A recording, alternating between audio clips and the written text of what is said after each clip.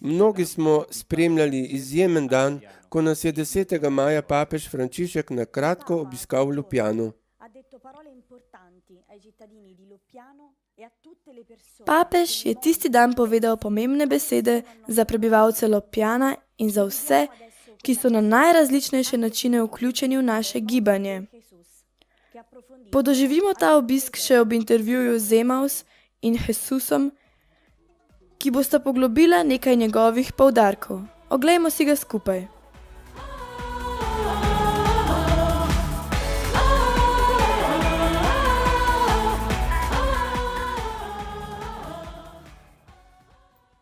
Papež Frančišek prihaja v mestece Ljubljano, prvo od 25 mestec gibanja fokolarov v svetu.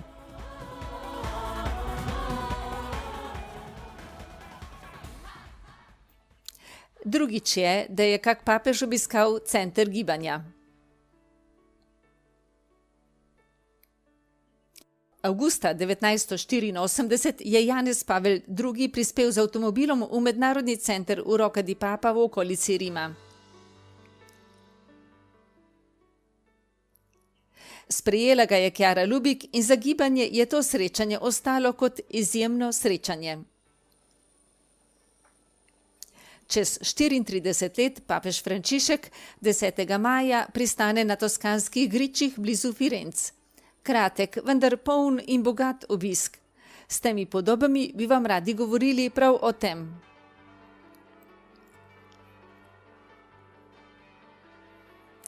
Izjemen dan.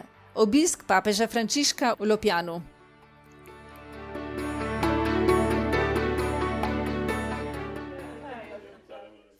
Radi bi preleteli osrednje trenutke tega izjemnega dogodka z Marijo Voče, Emaus in Jesusom Moranom, da bi bolje razumeli, kaj to pomeni za gibanje. Emaus, najprej vprašanje, kako je sploh prišlo do tega papeževega obiska v Ljubljanu in kako ste se pripravljali nanj? Kako je prišlo do tega, bi morali vprašati njega, ker mi tega ne vemo. Na vsem lepem smo izvedeli, da želi priti v Ljubljano.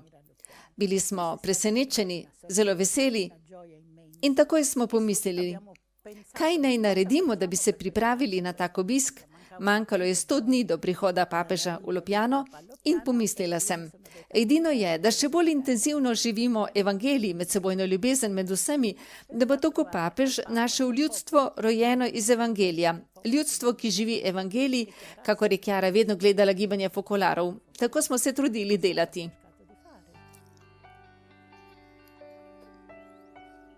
Od prvih jutranjih ur so se ceste polnile z ljudmi, ki so prišli iz več koncev Italije in od drugod.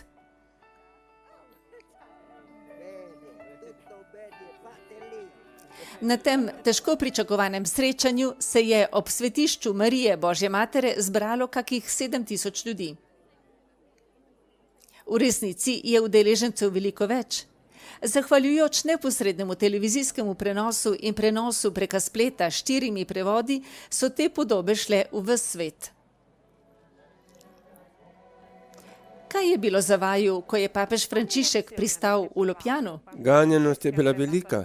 Nemogoče se mi je zdelo, da prihaja papež na tisti travnik, na katerem sem velikokrat igral nogomet. Hkrati pa veliko veselje, velika vedrina.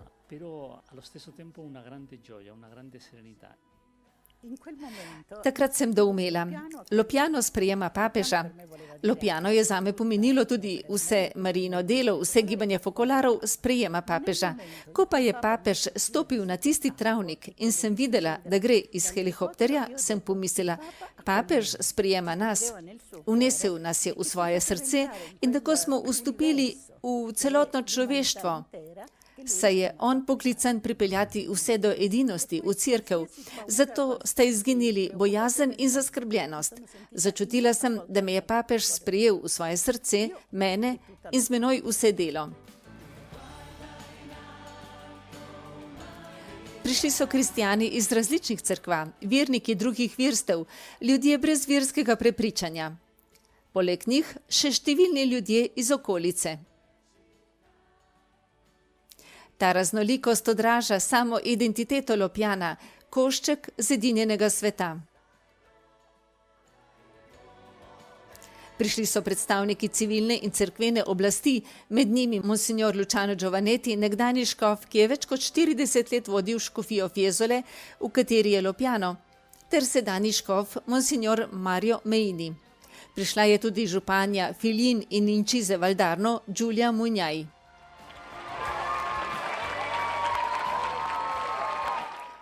Papež je pred srečanjem z vsemi šel v cerkev Marije Božje Matere, kjer se je za trenutek ustavil v molitvi.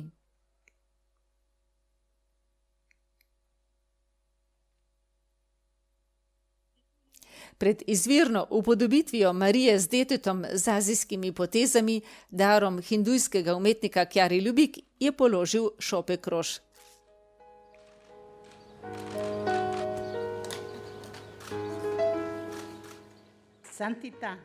Svetost, dragi papež Frančišek, hvala v imenu vsega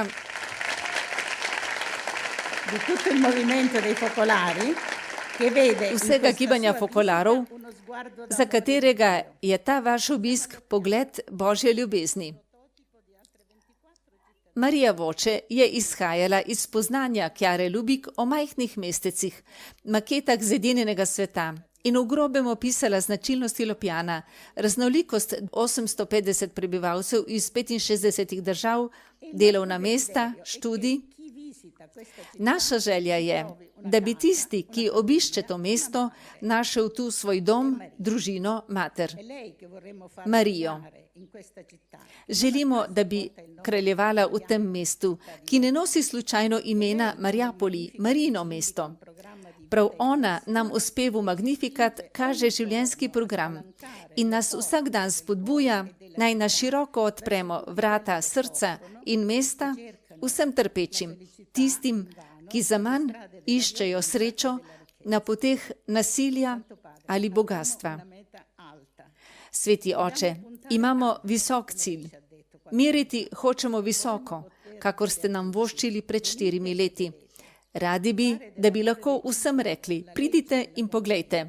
Če je zakon sožitja medsebojna ljubezen, to pomeni izkusiti evangelsko veselje in biti glavni igralci nove strani v knjigi zgodovine.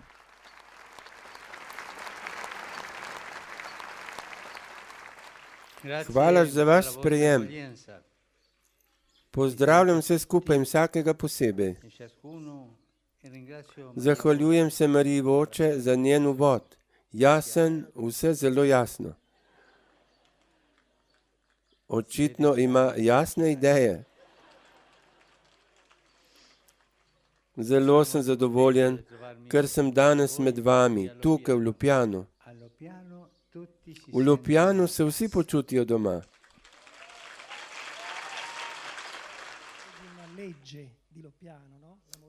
Papežu so zastavili vprašanja, na katera je odgovoril z bogatimi besedami, izzivalnimi in polnimi ohrabrenja. Po obdobju ustanovitve preživetim s Kjaro smo zdaj v novem obdobju. Za nekatere je minil čas navdušenja in prav gotovo je težje ugotoviti, po katerih poteh hoditi, da bi utelesili začetno preroštvo. Sveti oče, kako naj živimo to obdobje? Najprej hvala za to, kar ste naredili. Hvala za vašo vero v Jezusa. Prav on je ustvaril ta čudež in vi ste imeli vero. In vera dopušča, da Jezus deluje. Zato vera dela čudeže, ker prepušča mesto Jezusu in on dela čudeže drugega za drugim. Življenje je tako. Spontano bi rad ponovil besede iz pisma Hebrejcem, namenjene krščanski skupnosti, ki je doživljala etapo na svoji poti podobno vaši.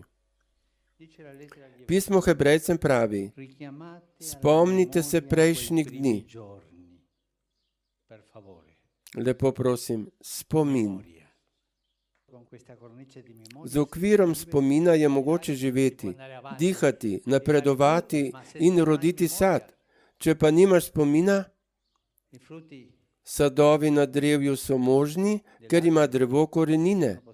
Ni izkoreninjeno. Toda če nimaš spomina, si izkoreninjen. izkoreninjena, ne bo sadov. Spomin, to je okvir življenja. Jezus, papež je precej besed namenil spominu.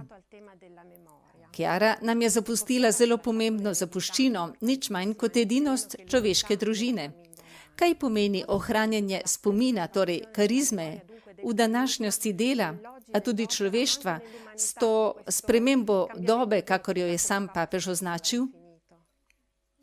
Zelo pomembno je bilo sklicevanje na spomin, ker se moramo nenehno vračati tja. Spomin pomeni za zgodovino karizme vračanje k izvirni izkušnji Boga. Zanimivo je, da se zgodi tole. Bolj se vračamo k spominu, da bi ga ohranjali, bolj se sama karizma posodablja. In to se dogaja. Vračamo se k jedru ustanovitve duhovnosti edinosti, te velike kulture edinosti in odkrivamo v novi luči Chiarino strastno ljubezen do edinosti človeške družine. Papež je velikokrat poudaril pojav svetovne vojne po kosi, kakor bi bilo nasilje kapilarno. Kako se upreti temu pojavu drugače, kot s prav tako kapilarnim delovanjem? Kakor nekdo pravi, kultura miru po kosih. Menim, da vsaj če gledamo na učinek papežega vabila name, je treba delati za človeško družino na predpolitični, na kulturni ravni, v globini.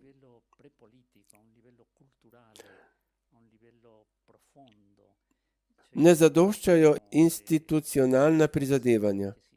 To resnično pomeni posodobiti velike Chiarine sanje, saj je odvedno tako gledala na družino, začenši s tem, kaj moramo biti mi sami. Il carisma dell'unità è uno stimolo provvidenziale. Karizma edinosti je bila previdnostna spodbuda. Papež Frančišek je v nadaljevanju govoril o mogočni pomoči, kakor je rekel, ki jo karizma edinosti ponuja za življenje duhovnosti mi.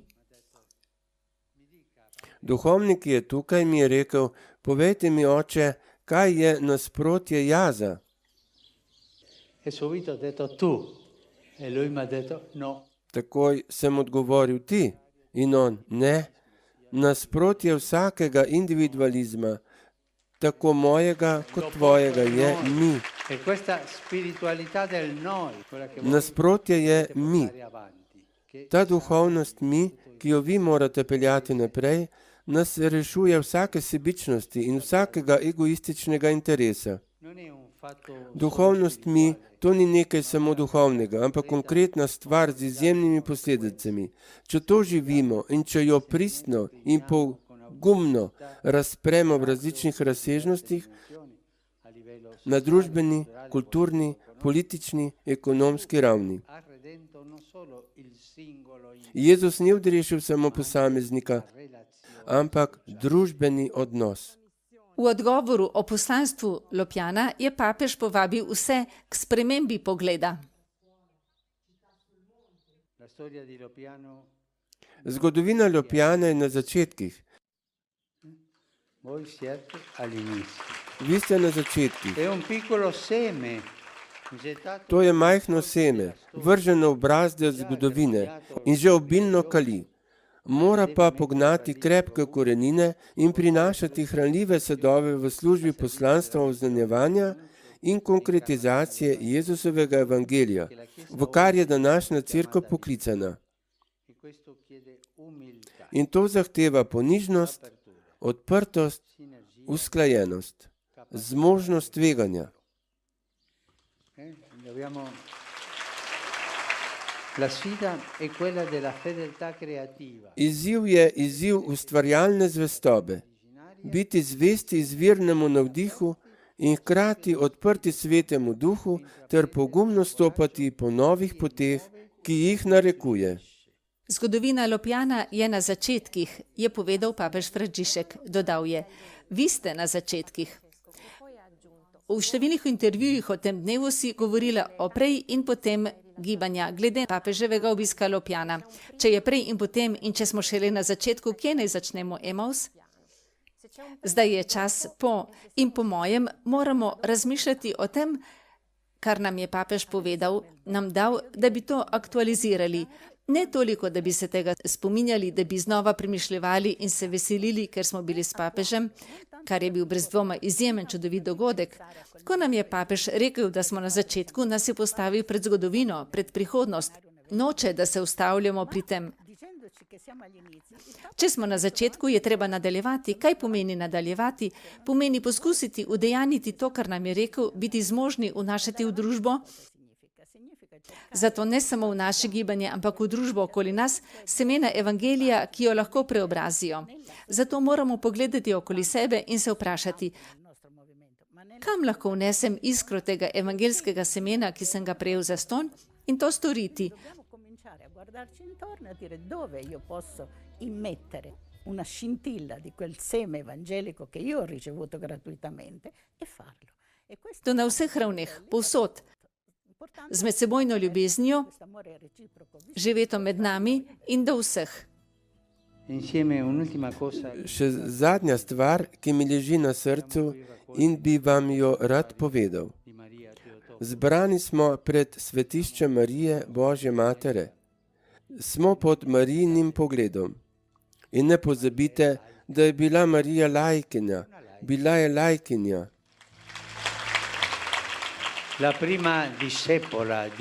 Prva Jezusova učenka, njegova mati, je bila laikinja.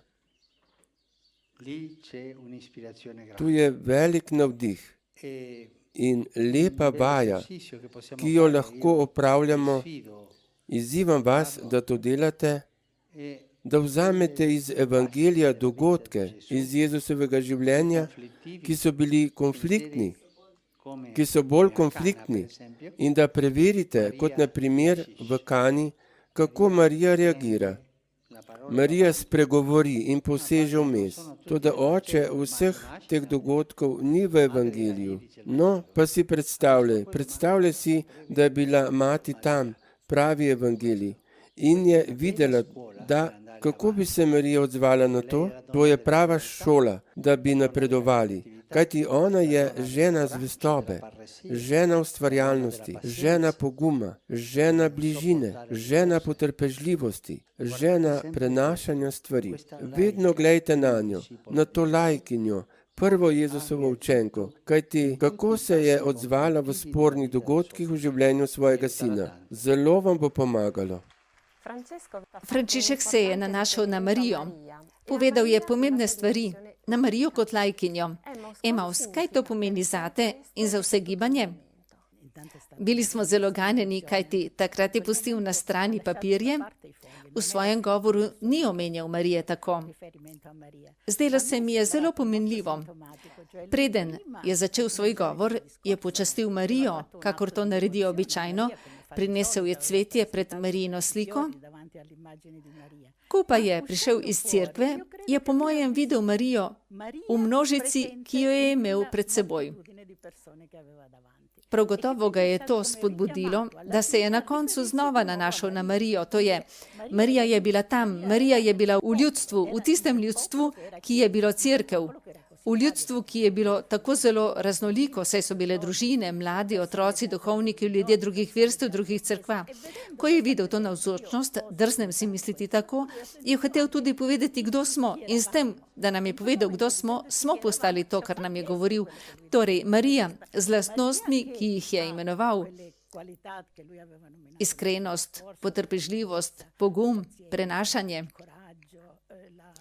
Omenil je trenutke konfliktov, dogodke iz evangelija, vsaj tako si razlagam, ko Jezus večkrat ni čutil, da so ga apostoli razumeli, ali ko ga je množica hotela vreči v prepad, ko je bil pred preprodajalci v templju. Torej, dogodke, ko je Jezus zavzel stališče. Kaj je Marija tedaj naredila? Kako je doživljala to Jezusovo stanje?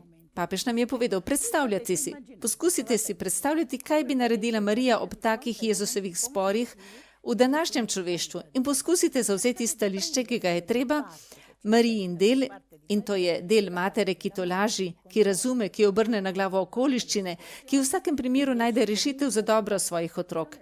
Prepričana sem, da je to papež videl in nas je hotel usmeriti, da bi tako živeli. Proiettare a vivere.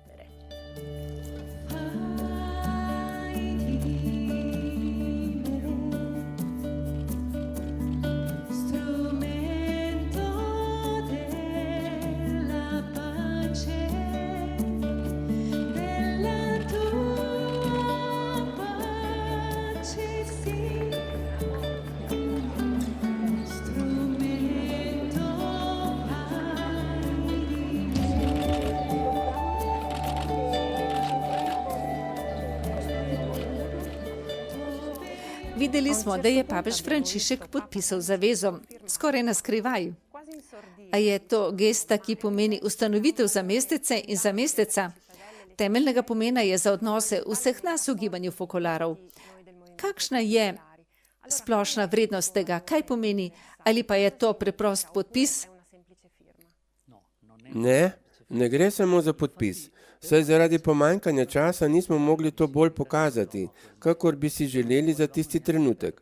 Nismo pa hoteli te priložnosti izgubiti, zato smo vseeno hoteli, a skoraj nihče tega ni opazil.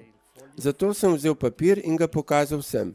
Papež je podpisal zavezo medsebojne ljubezni vseh prebivalcev Ljubljana. Podpisal se je, torej obvezal. Tedaj je zaveza postala razsežnost cerkve, ki je predtem ni imela. Za nas je zaveza temelj vsega, kar delamo. Prej sem govoril o človeški družini. Najprej moramo biti družina mi. Na kakšnem temelju? Temelj je zaveza.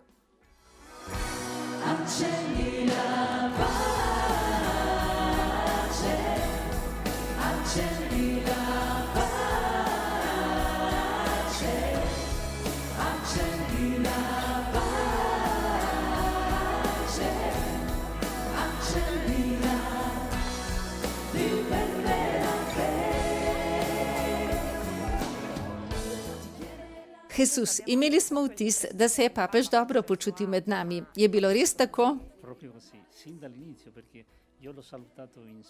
Tako je bilo od začetka, ker sem ga pozdravil v španščini. Bienvenido, Santo Padre. In on mi je rekel, como andas? V portenski kastilščanščini, ki se govori v Buenos Airesu. Como andas? To je nekdo, ki te takoj sprejme. Potem smo videli, kakšno veselje je izražal. Na koncu smo se čutili tako svobodne, da smo ga vprašali, smo vas utrudili? Mene? Zabavno je bilo, je rekel. Potem nam je nekaj zaupal, a to je zaupna stvar.